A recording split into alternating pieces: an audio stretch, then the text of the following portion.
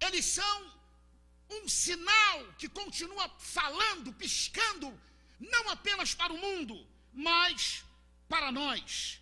E quando nós olhamos para isto, nós precisamos entender que esta foi a forma mais prática de Jesus abordar. Então, irmãos, aquilo que nós vamos ouvir sobre Noé, Ló, vamos abrir o coração, vamos abrir para Deus e dizer: Deus, fala conosco, não nos deixe enganados enquanto igreja acerca daquilo que está acontecendo para o fim. O discurso, mantenha sua Bíblia aberta nos dois textos, Mateus, nos três textos, se você puder, Mateus 24, Lucas 17 e Lucas 21. Em primeiro lugar, deixe-me lhes dizer o seguinte, a partir daí, o discurso de Mateus 24 começa com uma pergunta, até culminar em Noé. E essa pergunta foi feita em particular pelos discípulos. Você pode olhar o texto, eu não tenho tempo de estar lendo o texto, porque a nossa hora é uma hora pequena, mas você pode olhar, você vai encontrar o texto de Mateus 24, começando com uma pergunta dos discípulos. O texto de Lucas 17 já mostra uma pergunta dos fariseus. E a pergunta dos fariseus é respondida, e quando Jesus passa a fase da pergunta dos fariseus, Jesus então começa de novo a falar com os discípulos. Ou seja, ele responde a pergunta dos fariseus, mas fala com os discípulos. Mateus 24 omite Ló. Ló não aparece no texto de Mateus 24. Nós precisamos entender a mecânica do texto. Nós precisamos fragmentar a profecia, porque é exatamente nesta fragmentação que nós vamos entender os trechos, para melhor compreensão dela. De maneira que Mateus 24 omite Ló, enquanto Lucas 17 acrescenta Ló como uma figura exemplificadora do tempo do fim. Por quê? Porque o texto de Mateus 24 foi uma pergunta vinda dos discípulos. O texto de Lucas 17 foi uma pergunta vinda dos fariseus. E eu quero dizer a você nesta noite o seguinte: os fariseus, eles lembravam muito Ló. Eles não lembravam Noé. Olhando o perfil dos fariseus, lembrava-se mais de Ló, no seu contexto comportamental, do que de Noé. Então, Lucas cita Noé no discurso de Jesus, enquanto Mateus não cita. E com isso nós vamos começando aqui a estabelecer algumas diferenças proféticas nas gerações Noé, Ló, e como isto se enquadra no mundo para o estabelecimento do reino de Cristo. Porque o estabelecimento do reino de Cristo é um processo que envolve posturas, comportamento, atitudes, que envolve uma série de coisas. Então, a partir daqui, quando esta figura apresenta Ló em Lucas 17 e em 24 de Mateus, Ló é omitido, nós entendemos o seguinte, que começa a aparecer uma diferença sutil na geração Ló da geração Noé. Primeiro, é bom lembrarmos que, quando eu digo que Ló se assemelha mais aos fariseus, nós não podemos nos esquecer que Ló não foi contado com os da fé. De maneira que há uma sutileza neste padrão. Ainda que o Novo Testamento traga uma palavra sobre Ló, de honra, mas ele não foi contado com os da fé. O que nós encontramos é que Noé, guardem isso, irmãos, porque isso são fórmulas, para que nós entendamos as posturas. Lá na frente você vai saber por quê que eu estou mexendo com isso. O que nós encontramos é Noé apontando para Abraão. Agora Ló aponta para quem? Para ninguém. Isto é uma coincidência? Isto é um mero acaso? Não. E nós vamos saber por quê. Então você encontra a omissão de 24 de Ló e a presença de Ló em 17, por causa dos fariseus. E a Bíblia é linda por isso, porque ela não precisa das nossas mãos para organizá-la segundo os nossos pensamentos e credos. Está tudo aqui, está tudo perfeitamente concatenado para a nossa compreensão. Então nós entendemos que neste aspecto, o que nós encontramos aqui é Ló sem apontar para um referencial, e Noé apontando para o referencial abraâmico. Uma coisa fica claro quando nós olhamos estes dois textos, para que nós entendamos por que é que Jesus usou Noé, Ló, nesta perspectiva. O que nós entendemos é que os dois grupos, guardem bem, os dois grupos começam seu discurso a partir de uma situação que envolve aparência exterior. Agora, vai em Mateus capítulo 24, porque eu preciso dar uma lidinha rapidamente, só para você ver como acontece. Diz assim o texto: e quando Jesus ia saindo do templo, Mateus 24, aproximaram-se dele os seus discípulos para lhe mostrarem a estrutura do templo. O penhor escatológico do discurso de Jesus não tem a ver com a sede do aprendizado, tem a ver com uma vaidade acerca da aparência e da estrutura de um templo. E aí Jesus começa: Jesus, porém, lhes disse: não vedes tudo isto? Em verdade vos digo que não ficará aqui pedra sobre pedra que não seja derribada. Agora, quando você vai para 17:20, o paralelo é perfeito, com uma linguagem diferente, porque em 17:20 diz assim: interrogado pelos fariseus sobre quando havia de vir o reino de Deus, respondeu-lhes e disse: o reino de Deus não vem com aparência exterior. Os dois discursos estão fundamentados basicamente no perfil do que é exossomático, do que é externo. Não tem a ver com sede de aprender, sede de entender. Ah, Senhor, eu tenho sede de compreender Ezequiel. Ah, Senhor, mostra-nos um pouco, dá-nos a compreensão do que Daniel disse. Não, Senhor, olha que maravilha isso aqui, olha a beleza. E Jesus não dá a mínima para aquilo.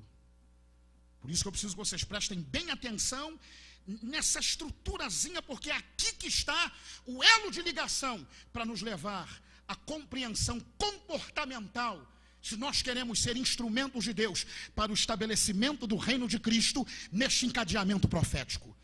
Então, tanto um discurso quanto o outro começam com uma preocupação. E qual era a preocupação? A preocupação eram coisas exteriores, eram coisas aparentes, estrutura do templo, aparência exterior. Isto nos lembra perfeitamente, do ponto de vista escatológico, o momento em que nós vivemos. Porque no momento em que nós vivemos, quem não possui uma estrutura eclesiástica, quem não possui uma aparência, poder ou qualquer outra coisa que atrai a atenção das pessoas, está fadado ou ao anonimato ou ao esquecimento. E ninguém quer refletir sobre estas coisas, porque nós estamos preocupados em entender quais são os 7 olhos e os 7 espíritos. Enquanto estas coisas estão por trás de nós, nos devorando e nos denunciando, enquanto veiculadores, enquanto instrumentos de Deus para o estabelecimento do reino de Cristo. Eu vou dizer isto aos irmãos: as pessoas sabem onde é que está a palavra, as pessoas sabem onde está a revelação, as pessoas sabem com quem está a unção, mas elas não querem estar com esta pessoa se esta pessoa não tiver algo mais. Ela não precisa ter santidade, não precisa ter valores de integridade, de nada, basta ela ter poder para atrair isto. E era isto que estava na cabeça de Jesus. por ocasião da formulação do seu discurso escatológico, porque as coisas estavam exatamente em uma direção oposta. Porque ao invés de Jesus se manter arrebatando multidões e estabelecer algo fenomenal, e o plano de salvação não necessitar de uma expiação naqueles moldes, porque o que nós precisamos entender é que a expiação era uma necessidade. E eu não quero entrar neste mérito, apenas um pequeno parêntese. A única coisa que nós cremos é que ela não precisava ser da forma como foi. E ela foi da forma como foi por causa do endurecimento e do relacionamento da raça humana com aquilo que é externo. E eu quero que você entenda nesta noite, entenda isto. Toda a base da escatologia bíblica, toda a base da visão escatológica que foi comunicada aos apóstolos, parte de duas coisas distintas, presentes nestes dois textos. Em primeiro lugar, a estrutura física de uma propriedade. E em segundo lugar, a preocupação com a aparência. Então, olha o cuidado que nós precisamos ter, porque estes discursos escatológicos foram formulados em meio à inabilidade de lidar com estas coisas. Então, o que é que nós entendemos com isso, irmãos? Nós entendemos com isso que estes dois textos nos levam a um paralelo exato para que nós entendamos as prioridades de Deus no estabelecimento do reino de Cristo. Agora, ainda mais um detalhezinho e uma afirmação que eu quero fazer nesta noite profética, já mexendo daqui a pouco no botãozinho do bonequinho, que nós vamos mexer. Daqui a pouco vamos mudar, tirar um botãozinho, botar de outra cor, tira o chapeuzinho, tira a gravata, deixa o bonequinho mais à vontade, sem gravata, ou qualquer coisa do gênero. O que nós temos aqui, então, é um paralelo exato dos dois textos, e nós precisamos agora fazer uma pequena fragmentação do texto, que será feito rapidamente, para que nós entendamos estes eventos. Os dois textos abordam, de forma não organizada, os principais eventos escatológicos. Eu digo os dois, porque Mateus 24 e Lucas 21 estão num paralelo perfeito. Lucas 17 parece ser um texto à parte. E ninguém é obrigado hermeneuticamente a dizer que o texto de Lucas 17 é o mesmo, porque Jesus falou de escatologia não apenas uma vez, e ele está deslocado da sua noção de Lucas 21 e de Mateus 24. Mas eu quero que você entenda como ele vem mostrando o seguinte, na sua divisão: falsos cristos, princípio das dores, falsos profetas, é mais ou menos como o texto está organizado. Depois vem o anticristo, né? Ou quando Jesus faz a referência a Tito, que ali aparece como um símbolo do anticristo que se manifestaria de forma futura. Depois a grande tribulação, então a parousia, que é a volta de Jesus em glória. Depois Armagedon, depois o período de preparação para o milênio. Por que eu estou fragmentando o texto? Porque nós vamos localizar estas coisas em Noé, para que nós entendamos que quando Jesus citou esses exemplos estavam na cabeça de Jesus desde quando ele começou a falar.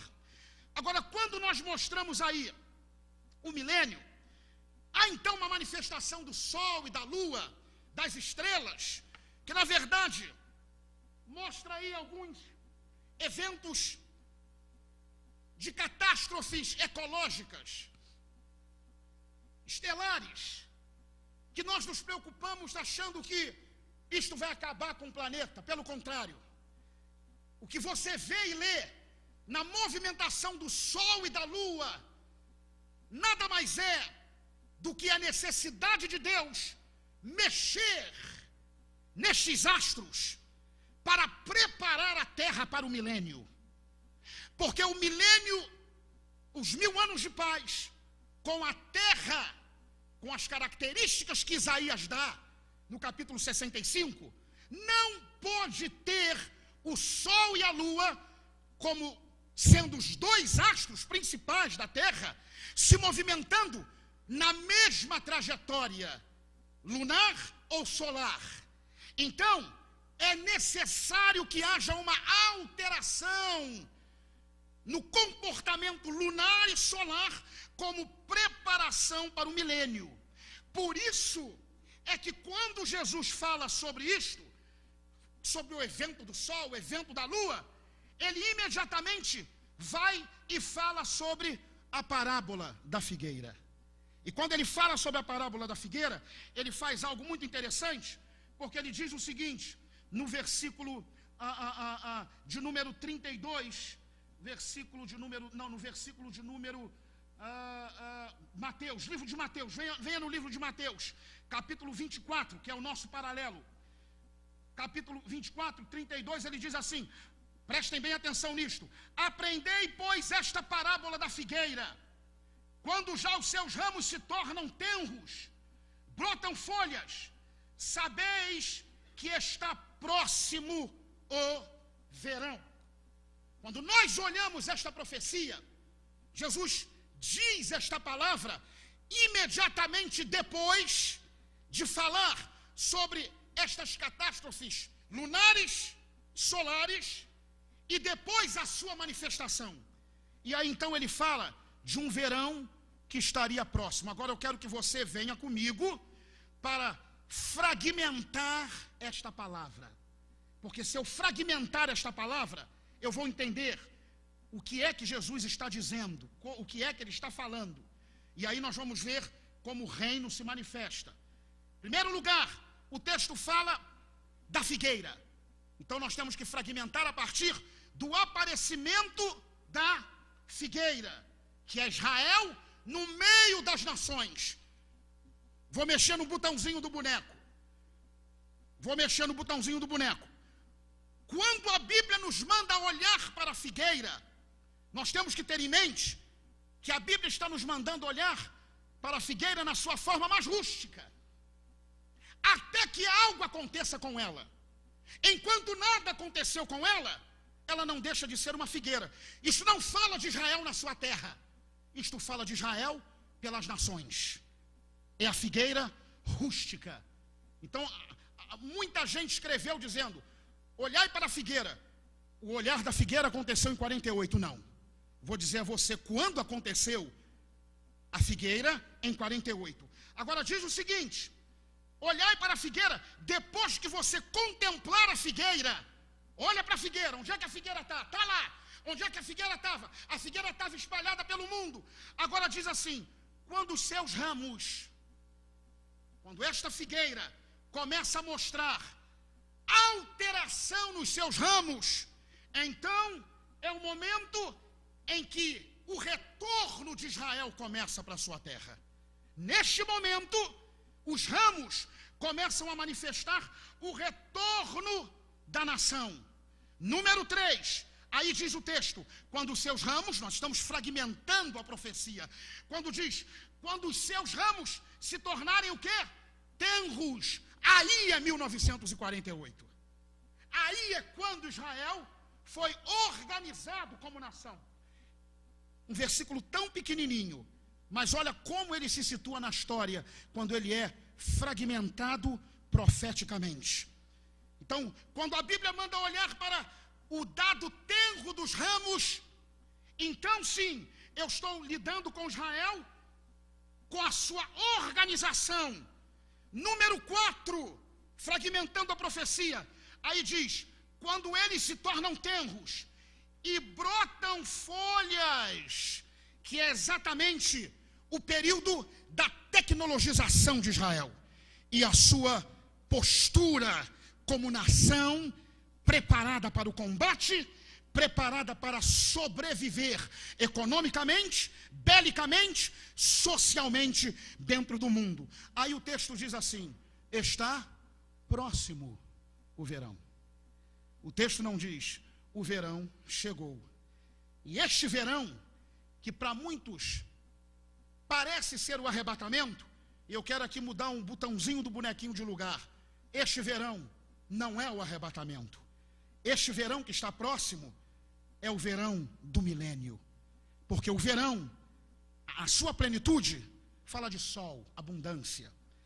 E Deus é como o sol, a Bíblia chama ele de sol da justiça. O verão aqui é a consumação da profecia, é o dado pleno. E quando Jesus fecha o discurso, que ele termina o discurso, ele cita a parábola exatamente porque algo está acontecendo para nos levar, ou levar a raça humana para o milênio. Então nós temos, na fragmentação desta profecia, que está presente na vida de Noé, Ló, nós temos 5 elementos, sendo que o último dela é a consumação profética e o apogeu das coisas. O que é o verão? O verão é a plenitude, e a plenitude se dá com o reino de Cristo oficial na terra. Então eu estou publicamente deixando a igreja informada de que este verão não é o arrebatamento, este verão é o milênio. Seguindo agora, nós precisamos entender um outro dado, para que nós possamos nos situar como igreja no mundo. E aí vem a questão Noé, Ló, eu preciso correr, ajuda Deus.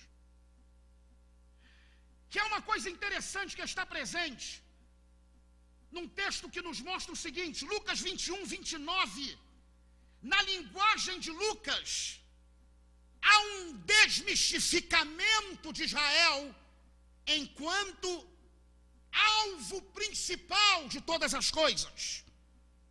E o texto é claro porque o texto mostra o seguinte, Lucas capítulo 21, rapidamente, e eu já vou entrar lá na frente. O texto mostra o seguinte, diz assim, 21, 29, diz assim o texto, e disse-lhes uma parábola, seguindo a questão escatológica, dizendo assim, olhai para a figueira e para todas as árvores. Olhai para a figueira e para todas as árvores.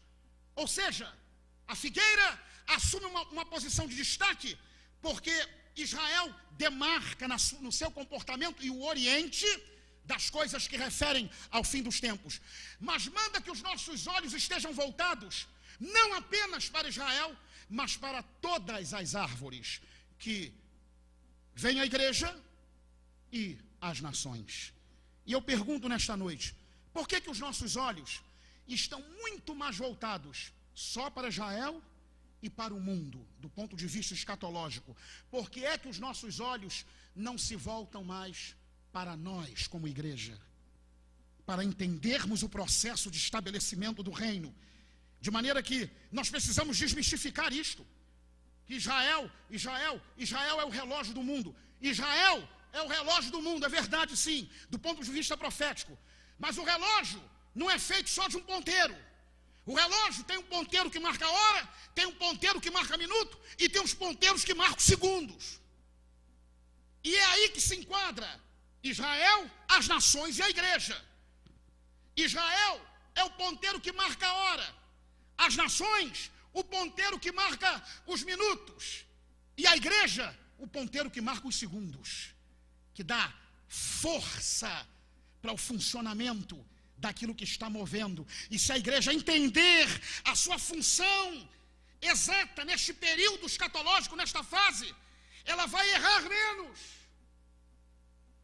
ela vai trabalhar mais dentro desta perspectiva, ao invés de se colocar de fora do relógio, vendo sua hora profética. Ela vai entender que ela é responsável por delinear esta hora profética. Então eu quero convidar você nesta noite a não olhar apenas o ponteiro grande ou o ponteiro pequeno, Israel e as nações. Olha o ponteiro menor, que marca os segundos, porque é ali que nós estamos. É ali que nós estamos dentro desta perspectiva. Quantos podem dizer glória a Deus? Precisamos desmistificar isto, de maneira que quando nós olhamos com esta visão, nós encontramos que esta figura que Deus usou para tratar este aspecto escatológico, Noé, Ló, se manifesta de uma forma tremenda dentro de um período, porque Mateus 24, 38 nos diz uma coisa interessante, que eu quero ler com vocês rapidamente. O texto diz o seguinte, Mateus 24, 38. Mateus 24, 38 diz assim: